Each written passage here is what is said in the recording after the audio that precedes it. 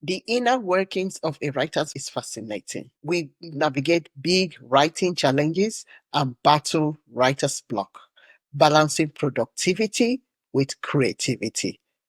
My guest today shares his journey to becoming published. Take your seat and let's get inspired. Welcome to the Minute Mastery Podcast, a place where busy authors and entrepreneurs create time for what truly matters. I'm your host, Ngozi Edema. I'm a time management coach, writer, and entrepreneur. Here, you are encouraged to turn your minutes into milestones and to create at least 1 hour a day to work on your goals without feeling overwhelmed. And since you are here, I thought I'd let you know of the next book to buy your favorite little people. Step into the world of Princess Sanzu, the sunflower princess, admired and loved by all the other flowers. Then something happened to Princess Sanzu.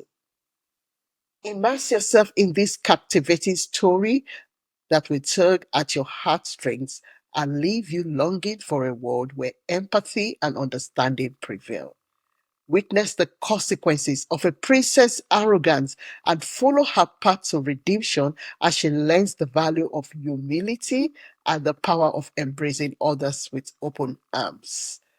Within the pages of The Proud Sunflower, you will encounter what real beauty is. Through the vivid storytelling and powerful illustrations, the proud sunflower serves as a gentle reminder that we all need to stand on the shoulders of others in order to succeed. Read the story and allow the universal language of empathy, forgiveness, and personal growth to shine through as you enjoy this story with your little ones.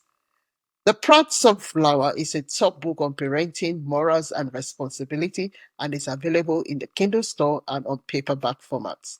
Excellent for beginner readers. Click the link in this episode's show notes to order yours today. And remember to check out my other storybooks to read with your kids or gift a child a storybook. You'll find the links in the description on YouTube and this episode's webpage. Guest today is Michael Stigland. He's an active writer. He has written one novel through an hybrid publishing service, and he is currently working on his second book. He's also works full time. He's also a carer for his grandmother. You have your hands full, Michael. So, how are you able to combine work, caregiving, and writing? Well, it's not easy at times, but part of it helps that, in a way, the writing is kind of like a hobby right now that I'm trying to turn into a job. So it becomes more manageable and easier when with writing is in a way currently a pastime that I'd ideally like to get turn into a pastime I'm paid for. Well, that is great because every writer started from somewhere. Yeah. So, and I've always believed that as long as you are moving, you have momentum, you can always scale things up in their own time. So you've already started, you are moving, you are writing, you've even published your first novel. So eventually you'll get paid for it if you carry on doing it, staying consistent and writing every day like you currently do. Right. I mean, obviously, it's not an easy thing to accomplish, and I'm sure there are an abundance of would be professional writers out there that can tell you, there's no guarantee of a future of getting paid, but if you don't keep at it and if you don't have a passion for it, well, then you definitely will never get there. That's true. So why did you become a writer? How did you decide that you want to become a writer? Well, I think there's a lot of different points along the line. I'm not sure if there's one big moment, because on some level I've had some interest in writing for as long as I can remember. I mean, one point comes from being inspired, I guess, by Star Wars and knowing what George Lucas did, where he managed to he managed to be this person who created his own works and had full ownership of it. There's an element of where at one point writing wasn't necessarily the main thing I wanted to do. At one point, what I like, if you would, when I was real young, one thing where if you'd ask me that classic question of what do you want to be when you grew up, the earliest answer I can recall was being an astronaut. But then later I learned that my idea of what an astronaut was didn't align with what an astronaut actually does, where I envisioned, the science fiction version where far beyond anything we're actually capable of.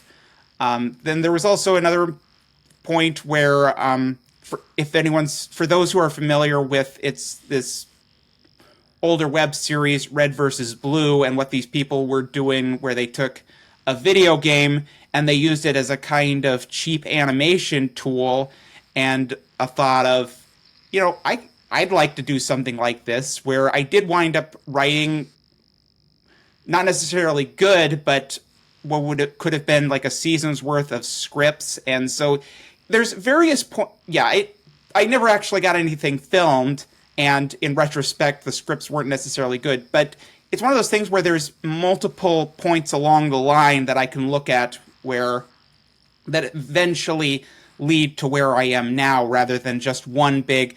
This one thing happened, and I decided I wanted to be a writer. Mm.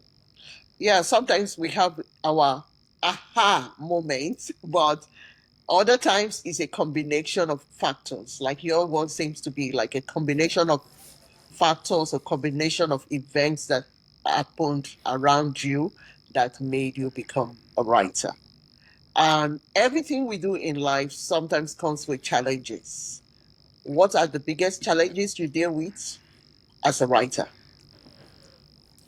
Well, during the actual writing process itself, the biggest problem I have discovered thus far is knowing when something is the way it needs to be and when something does need to change. Because there is the standard advice or standard rule of you need to be ready to change things.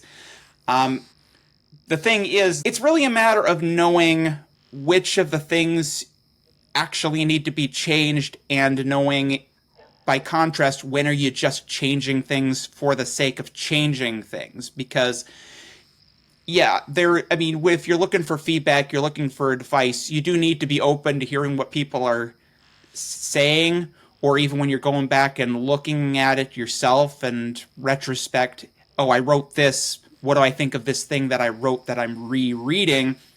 But you also got to keep in mind what is the larger picture, and does the advice that you get or are what you're looking at is what you have actually in need of changing, or what do or does the stuff you already have written, does it actually work, and any changes would be just for the sake of changing? Because yeah, no, it's very rare for something to actually be where it needs to be, no changes necessary after the first pass. But at the same time, it is very easy to over edit and over change so that all that changing is doing is just tearing it away from where it needs to be and making a project actually worse. Thank you. So, writer's block stalls productivity. It does for me. I cannot proceed, and I end up wasting a lot of time. So, if someone gets stuck and can't proceed, what do you do, and what do you advise that person to do? What do you do to help you cope with writer's block when you have that? Well, it can differ based on the circumstances. Sometimes it's just a matter of powering through, figuring it out. Otherwise, sometimes it's a matter of looking at the problem and considering different angles, like asking, okay, what if this happened, or what if this happened? And I mean, at the end of the day, getting through writer's block is a matter of actually attacking the writer's block rather than just accepting the writer's block and waiting for an answer to come along. Mm. I know that for me, sometimes stress and anxiety can make me have writer's block. But when I take a break and go for walks outside, I get inspired. And it's kind of refreshing for me. So pausing and resetting myself kind of take me out of my writer's block. And even looking at something, a prompt that can help move me to start writing the first sentence can will go a long way also. Yeah, And it is. Yeah, sometimes it is important to take a step back. I mean, even in a daily life, if you go too long without sleep, well, you'll be exhausted. If someone is exercising for too long, well, they'll do more damage to their body than good. So yeah, there are some times where the best option is to just take a step back and let your brain rest. thank you. So do you think if we focus too much on productivity, we sacrifice creativity? It's. I mean, you could if you go it about if you go about it just blunt force and find look. I'm just going to slap an answer down. However, writer's block can in fact provide an opportunity for creativity. Like as I said, one of the possibilities for getting past writer's block is trying to approach different angles, like ask, okay, what if this happened, or what if this happened? What are other ways I can approach this problem? What haven't I looked at? Which may provide opportunities or creative ideas that you might not have considered before. So it can be a block to creativity. On the other hand, writer's block could possibly be an inspiration in and of itself or create an opportunity. Yeah, it does. It does create an opportunity, especially if you take time to rest. It will create an opportunity because you can now come back with a new perspective, fresh eyes. You can see the same thing that you've looked at before. You are seeing it from a different angle, and that can inspire you to do more things, inspire creativity. Um, in terms of stalling creativity, I like productivity, but not when it sacrifices creativity. So one has to find there's a fine balance between focusing on productivity. So if it means that today I will not get my goals, I will not reach my goals for writing today because I have to tackle some other things that will affect my creativity, it's better to go out and check the root cause of your problem, tackle that first, and come back to work. At that time, your brain will be able to function properly. You are happier, and once you are happier, you are more inspired to write better. So, what are some of, now that I've mentioned the word inspire, what are some of your sources for inspiration? Well, I'd say, I mean, what I find is that inspiration really can come from anywhere as long as you're keeping your mind open and looking for it. I have found inspiration from things I've seen online. I've seen inspiration from just quotes. I mean, really, it's just a matter of it can come from anywhere. For me, it's really a matter of asking questions and examining, like if I see something like a story, perhaps I ask, okay, how would I approach a story, or how might I take these elements and rearrange them? So, yeah, short answer is just for me, inspiration comes from everywhere. I agree with you.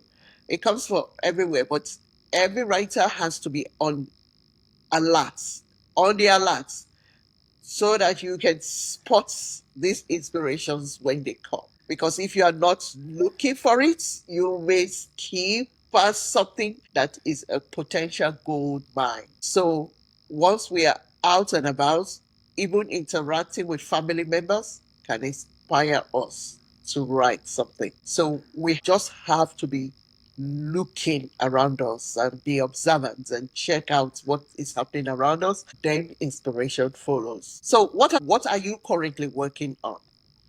Well, what I'm currently working on, my next planned book is it's kind of a flip from my first book, which is a science fiction story. What I'm currently working on is more of a older style children's fairy tale. I'm very close to having it ready. The main thing I'm working on right now is because I have the actual manuscript pretty much done, ready to go. But part of what I thought that I'd do with it is one of the things I saw with some children's books growing up is they had this style that it felt like construction paper cut and glued down and all that. And I thought, hey, I'd like to do something with my own book where so right now one of the main things before the whole thing is finished is completing the cover, getting that done. It's currently a fairy tale, something that good for children, but hopefully something that the children's parents will also enjoy, either reading alongside or reading to them. It's got a dragon in it. It's got actual fairies. It's got a number of dangerous creatures. But hopefully it won't be too long before I'll have that fully ready for release, and I'll be able to talk talk to people about it. Okay, so what advice do you have for others who are aspiring to become published authors or writers? Well, I'd say the best piece of advice that I've heard that I like to pass on is that the first draft is just about getting something together. Now, as I think I previously mentioned, it is very rare for a story to be good to go with the first draft. You're going to have to rewrite at least once anyway. So when you're doing the first draft, the focus should be just getting a complete story. It doesn't have to be good. It can be full of plot holes. It could be absolute garbage. But the important thing is that you have a story that you can read from beginning to end. And then you take that story that you have complete, but needing a lot of work, you can see here's what I have, here's the good things I have, here's all the plot holes I need to answer, here's all the things I need to fix. You'll have a starting point and you'll have a complete story. You'll have a foundation to start building off of. Maybe you'll need to tear up the foundation but the first draft should always be focused first on getting an actual story out. Thank you. So where can this audience find you to connect with you online? Well, I have primarily pointed people to the Goodreads link for my book. I don't really do a whole lot with social media. So for my book, I primarily point people to my Goodreads page. Look up Junk World, The Ballad of Leroy Brown. I go by M.K. Stigland Jr. on the cover, what I use for authorship. So go look up that. Otherwise, you can just go look for the book directly on the websites that sell it. But I primarily point people simply to the Goodreads link to go look it up. Yeah, Goodreads is a good place to go. We cannot all be on social media, so that is Yeah. fine. Lots of people, like millions of people on Goodreads. So yes, we're going to put your link to Goodreads in this Yes. episode show notes. And thank you very much, Michael, for coming to the Minute Mastery podcast. Yes. Thank you for having me on. One final thought as we wrap up this conversation. Every writer will face one challenge or the other, from creative blocks to the struggle of balancing productivity with artistic freedom. So, understand your own unique challenge, find inspiration in simple, everyday things, and never stop experimenting with new ideas. Once you are open to new ideas, you would eventually move to the next level. Whether you are tackling your next project or searching for that spark that will help take your story to the level that your readers will want, take today's advice as a reminder. Your voice is unique to you, your journey is unique to you, and connecting with a community of fellow writers can help fuel your creative development. So keep writing, keep dreaming, and above all, keep moving forward. Thank you very much for tuning in to the Minute Mastery Podcast. If you have enjoyed this episode, please share it with someone who could use more time in their day. And remember to subscribe and leave us a review. Until next time, you are in control of your time and you've got this.